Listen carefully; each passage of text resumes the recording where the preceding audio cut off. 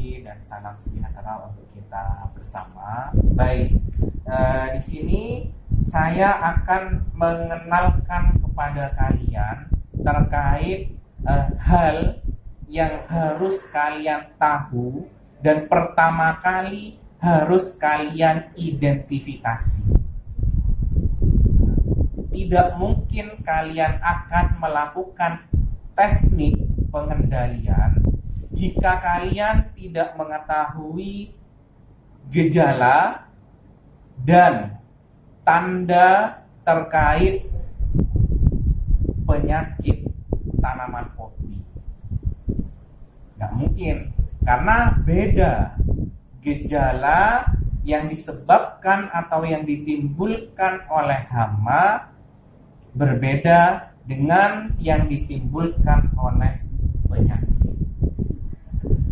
Mungkin kalian sudah paham di awal gejala serangan hama itu dilihat dari apa? Daun. Oke.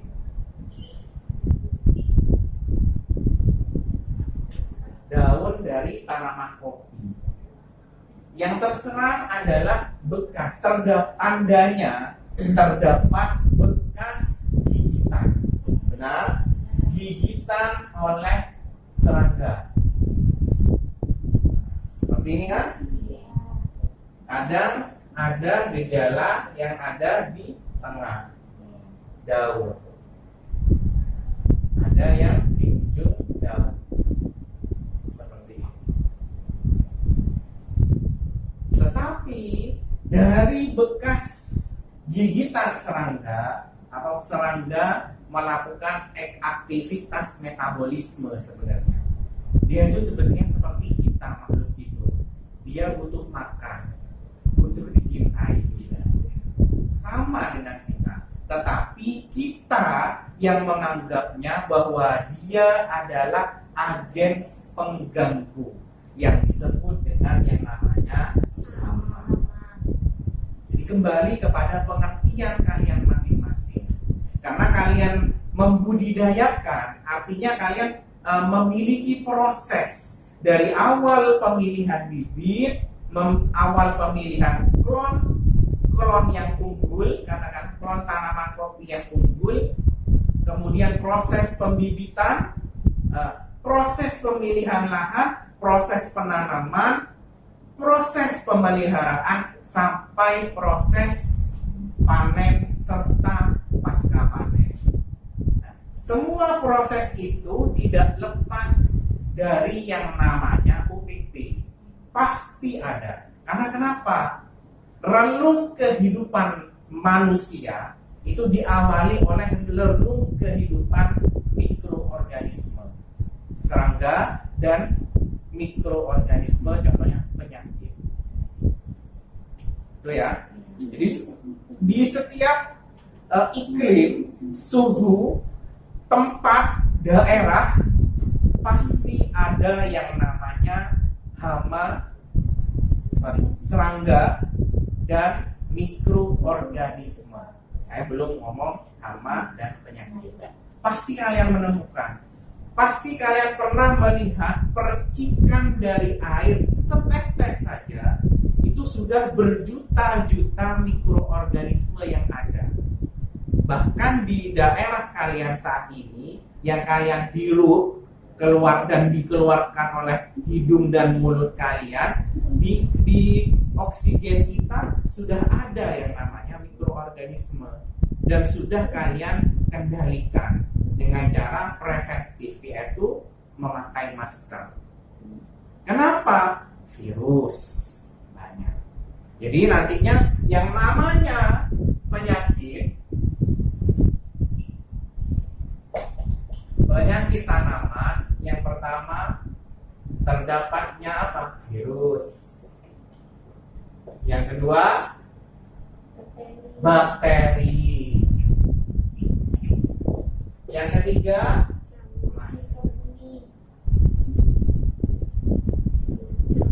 jamur atau yang disebut dengan cendawan atau fungi atau yang disebut jamur.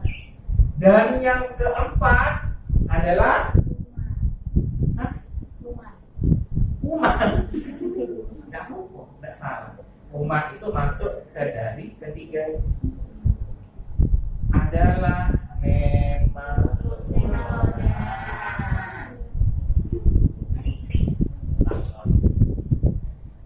Pelan. Orang dalam yang ya. Jadi nanti kalian tuh di tanaman kopi itu iji ngumpet-ngumpet yang namanya nematoda sama yang ketiga ini. Karena awal dari suatu musibah untuk tanaman kopi itu berawal dari ketiga dan keempat penyakit ini, penyebab penyakit ini namanya cendawan, fungi atau jamur, dan yang keempat adalah nematoda. Nah, kalau yang kedua ini mungkin pada fase-fase tertentu pada tanaman kopi, pada fase pembibitan. Nah, ini bakteri sudah menyerang. Virus jarang ditemukan pada tanaman kopi. Menunggu situasi dan kondisi, mungkin nantinya ada gejala-gejala yang bisa teridentifikasi untuk tanaman kopi yang terserang virus. Penyakit utama dari tanaman kopi itu terserang oleh cendawan yang disebut dengan spesies penyakitnya apa? Hemilia fasciae atau yang disebut dengan karak daun. Itu penyakit tidak salah, tapi harus dibedakan spesiesnya. Pasti wes ono menyerang robusta dan arabica, tapi dulu menyerang tanaman sejarahnya arabica, tapi sekarang juga menyerang robusta juga. Untuk liberica betul. Ya. Soalnya aku kakek tanaman pangan. Tapi, insya Allah saya bisa mengikuti untuk klon-klon tertentu yang tanaman kopi itu bisa dimanfaatkan untuk sepatunya. Iya, sepatunya agar kenapa? Agar tahan terhadap dari serangan nomor 4 itu loh. Ya, ada, sudah ditemukan dan itu disebarluaskan sudah di masyarakat. Tapi kelemahan masyarakat kita itu hanya menanam bibit yang dari bekas tanaman kopi yang jatuh. Nah, itu ya, di kopi rakyat. Lain kopi yang dibudidayakan. Bedakan loh ya. Kenapa kok masyarakat kita atau petani kopi rakyat kita menanam pada bibit yang bekas tadi? Karena memang yang pertama harganya lebih murah, mudah dijangkau, efektif, efisien mungkin kali ya. Tapi ternyata tidak selamanya bekas dari tanaman yang atau bibit yang jatuh, yang sudah membentuk bibit atau yang mengeluarkan bibit kemudian ditanam itu tahan terhadap OPT. Tidak. Malah cenderung menjadi perkembangan penyakit semakin banyak, semakin besar. Nah, ini yang harus kalian tahu sebelum kalian menjadi barista, katakanlah seperti itu. Nah, nanti kan arahnya ke sana kan, ya endingnya. Tapi sebagian ending kalian bisa. Tapi kalian menjadi manajer atau mandor dari perkebunan tanaman kopi. Ya, bisa. Nomor 3 dan nomor 4 ini biasanya OPT yang menyerang tanaman kopi yang menjadi masalah besar untuk saat ini. Padahal pada sejarahnya tahun 1800-an sampai saat ini ternyata Camellia pastatrik itu masih ada dan terus berkembang. Karena yang namanya OPT itu berpacu dengan yang namanya teknik pengendalian dan bahan pengendali terus dia bersama-sama. Karena kenapa? Yang namanya makhluk hidup itu mengalami suatu perubahan atau gen ketahanan, membentuk gen ketahanan, atau yang lebih gawatnya yang disebut dengan resisten. Hama dan penyakit mengalami kekebalan genetis akibat dari beberapa bahan kimia, bahan aktif dari beberapa pestisida. Terus mungkin ada yang mati, katakanlah ada 5, 3 mati, yang 2 ini akan menciptakan gen ketahanan terhadap bahan aktif tertentu. Tetapi oke, di kopi rakyat menggunakan pestisida, tetapi untuk ranah produksi sampai ekspor, penjualan ekspor itu tidak menghendaki produk kopi yang tercemar bahan kimia berlebih. Residu bahan kimia tinggi, ditolak, dikembalikan. Produk kita, produk kopi kita, produk kopi nasional kita dikembalikan sama negara Brazil, negara Eropa. Pokoknya negara Eropa. Benua Eropa. Tapi Brazil pada saat itu kurang produksinya. Ngambil dari kita, dites tinggi bahan kimianya. Ya ditolak berapa kontainer. Rugi negara kita. Tidak hanya kopi, bro, sis, tembakau, tanaman pangan, beras, hortikultura ditolak. Kenapa? Rakyat kita itu terbuai dengan rayuan setan, bukan, tapi rayuan pestisida kimia. Karena memang hasilnya cepat, diaplikasikan mati. Memang manusia ketika ada musuh isu mati sepisan. Nah itu paranoid. Jadi kita mendahulukan itu sebenarnya keinginan kita, tapi itu salah. Jadi kita itu harus mengelola semua makhluk hidup ciptaan Tuhan. Meskipun makhluk Tuhan yang paling seksi ini, hama dan penyakit ini memang menyusahkan untuk kita. Tapi itu harus kita kelola. Kita manfaatkan dengan potensi dan kearifan lokal. Karena gaung dari Puslit Kopi dan Kakao Indonesia yang berada di Kabupaten Jember, itu mereka menjual produk organik, produk kopi kakao organik. Karena pengalaman mereka ditolak sakit, bro. Coba kamu ditolak cewek, diopo? Berdarah-darah kan? Ini wis rugi macam mana iki we? Uang, finansial, perasaan, terus tenaga, waktu macam-macam. Ya itu, akhirnya ya kita tidak bisa.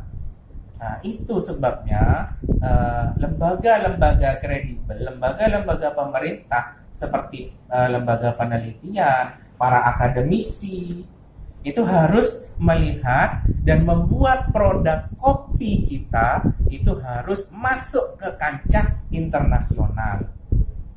Kita, produksi kopi kita di Indonesia, di dunia, kita menempati peringkat nomor 6. Selain negara yang pertama penghasil kopi, Brazil, Kolombia, kemudian Vietnam. Vietnam. Padahal negara niku sak ublek. Paling sak Jember. Produksi kopinya itu luar biasa robustanya kan? kita itu kurang apa sebenarnya? Wong tongkat saja itu ditanam, nggak usah ditanam, wis diencep nih terus keluar. Loh, kok kita bisa kalah oleh mereka? Nah, ini harus kembali kepada manusianya atau pelaku pertanian, katakanlah tanaman kopi. Jadi meskipun kalian tanaman kopi ya, spesifik ke tanaman kopi, tapi kalian adalah ahli di bidang pertanian. Camkan itu baik-baik, gerak dong. Ya, jadi itu harus dilihat oleh kalian. Karena nanti kalian masuk di desa, kemudian masuk ke masyarakat, kalian itu tidak akan dilihat apanya. Pasti dilihat itu, oh, sarjana pertanian. Oh, ini pasti menguasai semua lini pertanian, ya. Ya. Jadi kalian yang namanya penyakit hama itu harus sudah paham. Sudah harus tahu bahwasannya bukan hanya OPT kopi saja, tapi OPT tanaman budidaya yang lain, hortikultura, pangan dan sebagainya. Meskipun kalian belajar kopi gitu. Ya. Pasti nanti kalau kalian bekerja di bidang pertanian, pasti ketemu BIQ, wes. Pasti mau tanaman apapun, pasti ketemu yang namanya hama penyakit. Iya. Ini kita mengenal 3 tipe gejala penyakit. Yang pertama itu adalah nekrotik. Yang kedua adalah hidrosis. Yang ketiga adalah klorosis.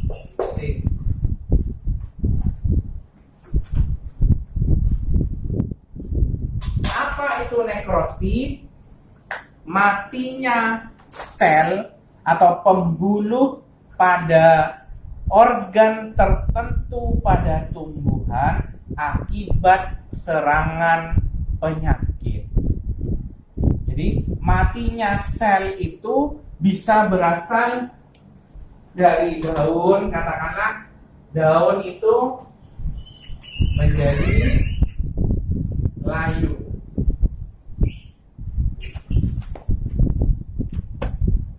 Jadi layu. Nah, apa yang mati itu adalah di sini. Patahnya sebagian penyakit, sebagian daun akibat serangan dari penyakit. Nah, jadi tadi dikembalikan penyebabnya apa? Bisa bakteri, bisa cendawan, atau bisa nematoda. Tetapi kalau yang nekrotik ini berhubungan dengan yang namanya gejala Camellia paspatri. Karena daun. Nah, karena daun.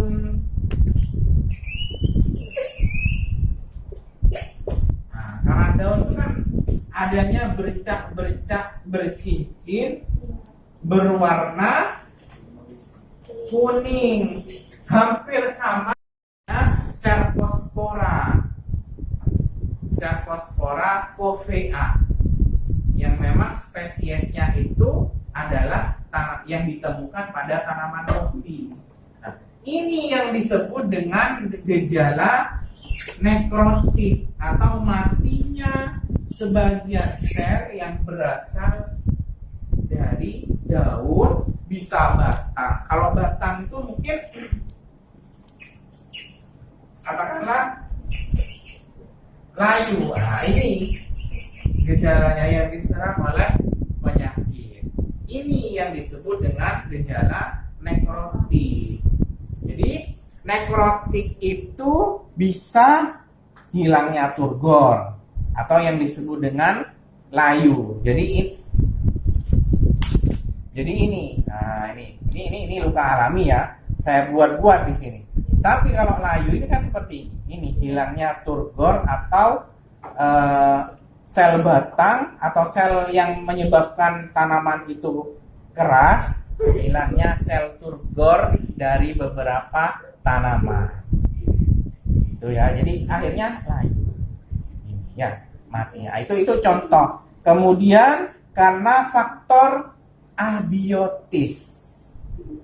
Tahu, biotis itu dari hama penyakit. Hidup kan, faktor hidup. Abiotis itu yang tidak hidup. Kalau kamu hidup apa enggak? Hah? Bisa hidup, bisa mati kamu. Itu ya. Nah, ini abiotis. Nah, seperti ini. Jadi luka alami, sayatan. Nah, ini faktor abiotis. Tapi tidak pas saya terlalu berlebihan saya. Jadi ini sabetan dari alat pertanian. Nah, ini yang namanya serangan abiotis dari sanitasi, sabit, baja dan sebagainya. Itu nekrosis. Kemudian nekrosis dari ujung. Nah, itu bisa seperti ini sudah mengalami proses.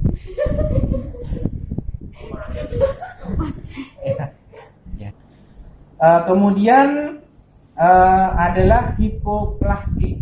Hipoplastik ini pertumbuhan yang terhambat atau berhenti bertumbuh. Kalau kalian masih terus bertumbuh, kecuali kalian sudah menopause, itu baru kalian sudah mengalami gejala hipoplastik. Ya, atau salah nekrosis hipoplastik. Sorry hipoplastik.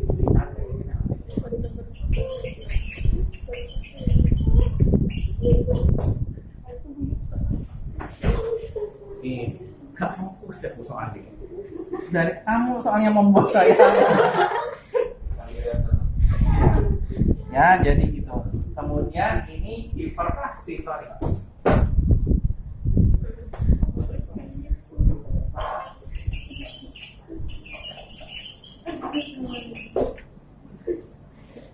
Jadi kalau hipoplastik ini berhenti bertumbuh. Kalau hiper itu adalah pertumbuhan yang berlebihan. Kalau pada tanaman kopi itu pertumbuhan yang berlebihan akibat virus itu jarang ditemukan. Hampir tidak ada yang teridentifikasi. Nggak tahu ya, nanti kalian bisa membaca artikel tertentu terkait virus yang menyerang tanaman kopi akibat dari pertumbuhan yang tinggi ya, atau bukan tinggi pas tinggi sekali tidak. Tapi kalau pada tanaman pangan atau tanaman hortikultura itu disebut dengan gejala serangan sapu setan. Ada kacang panjang itu yang ruas-ruasnya atau kacang tanah yang ruas batangnya itu tumbuh tidak beraturan. Itu yang disebut dengan gejala sapu setan. Itu biasanya terserang oleh virus tumbuhan. Bakteri penyebab busuk berlubang, busuk basah dan sebagainya. Itu biasanya pembibitannya itu hanya sebatas dia hanya mengeluarkan, nah ini hanya tidak seperti mungkin yang tidak terserang, itu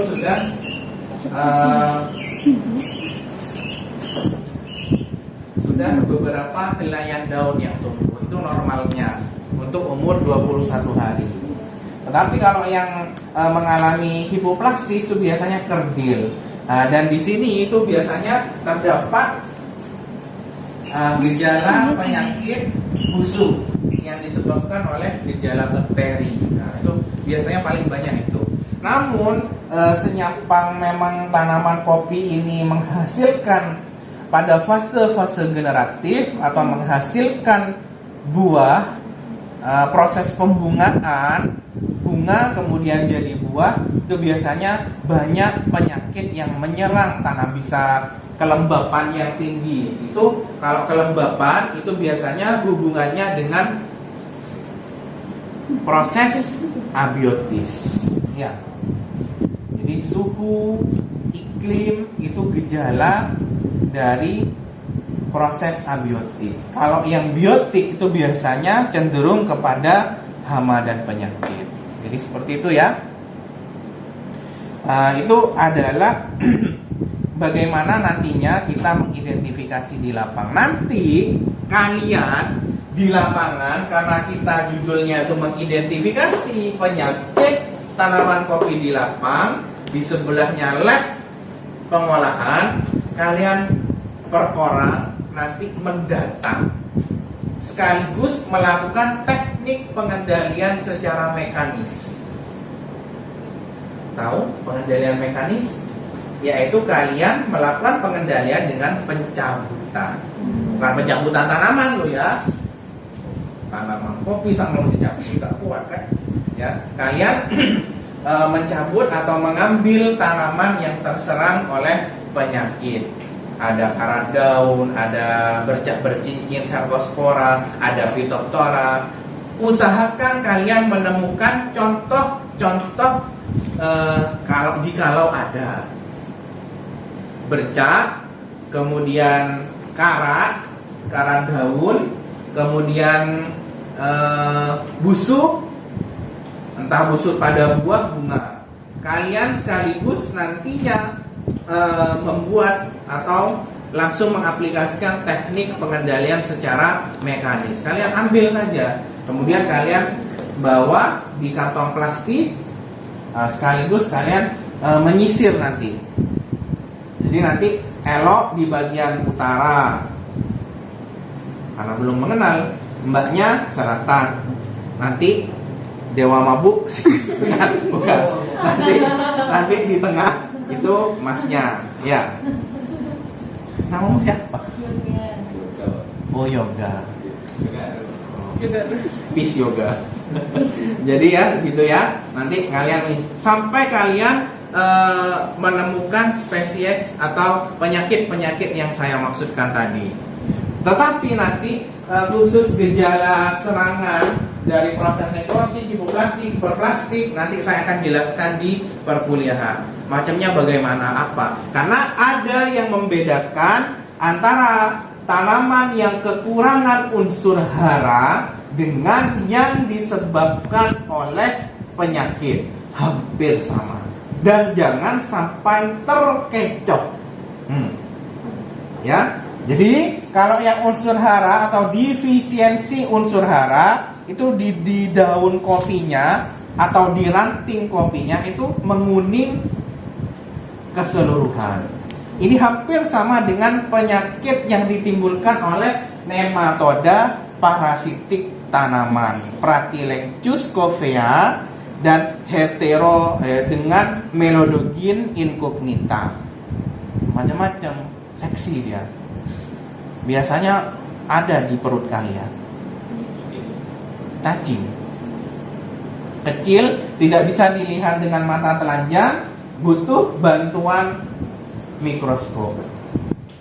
Karena saya pada saat mengidentifikasi Melodogin incognita pada tanaman, itu saya harus memotong pantatnya. Karena saya hampir bermalam di laboratorium pada saat saya sekolah S1 dulu. Harus menemukan dan mengidentifikasi spesiesnya, apa benar dia parasitik tanaman ataukah tidak. Karena dengan cara memotong pantatnya, ukurannya sudah kecil, masih dipotong pantatnya. Jadi saya itu karena harus ketelitian tinggi, pada saat itu saya bermalam jam 12 malam baru saya, karena pada saat itu dia sedang aktif jam 12 malam itu. Jadi saya bersama teman-teman itu memotong pantatnya nematoda. Nanti saya kasih tahu selebnya apa sih Pak pantatnya nanti. Ya, semelohan ya. Ya, jadi seperti itu ya. Nah, itu untuk tugas kalian di lahan. Kemudian setelah Anda mengumpulkan penyakit, kalian identifikasi dengan bantuan buku hama, musuh alami, dan penyakit tanaman kopi. Apakah benar itu adalah gejala-gejala dari karat daun kopi, kemudian bercak daun kopi, apakah nematoda, dan sebagainya. Kalau gejala serangan nematoda itu karena dia ada di perakaran, kalian cabut akarnya. Kalau ada hitam bekas, itu adalah bekas gigitan dari nematoda, dan cenderung nematoda itu masuk melalui perakaran tanaman kopi. Dan biasanya karena dia parasit, dia menghisap cairan-cairan perakaran ujung akar, itu dia biasanya ada. Dan nanti akarnya itu berbeda dengan yang sehat. Yang sehat berwarna putih, dan yang tidak sehat akibat nematoda berwarna hitam. Itu nanti yang membedakan ya. Jadi usahakan kalian mengeksplor, karena kalian tatap muka ya. Jadi usahakan kalian ambil benar-benar serius untuk ini. Dan saya nantinya akan membuka penelitian pada saat kalian sudah memasuki umur-umur genjang. Tanaman, artinya kalian mau lulus maksudnya. Jadi saya buka penelitian di bidang hama dan penyakit. Kalau kalian suka, ya, nanti kalian arahnya kemana nanti. Tapi saya buka karena saya tertarik dengan yang namanya nematoda. Ya, bukan tertarik apa? Tertarik ingin membasmi saya. Mengendalikan. Bukan membasmi, mengendalikan. Nah, ini biar tidak capek, Mbak Eka mengambil apa ini, daun apa? Kenikir ya? Untuk gaya lalapan ya? Bukan, tetapi ini digunakan untuk mengendalikan. Oke, itu saja dulu untuk identifikasi hama penyakit. Tapi tak lagi saya ceritakan ini. Oke, ada yang ingin ditanyakan dari acara pertama, identifikasi OPT atau penyakit tanaman kopi.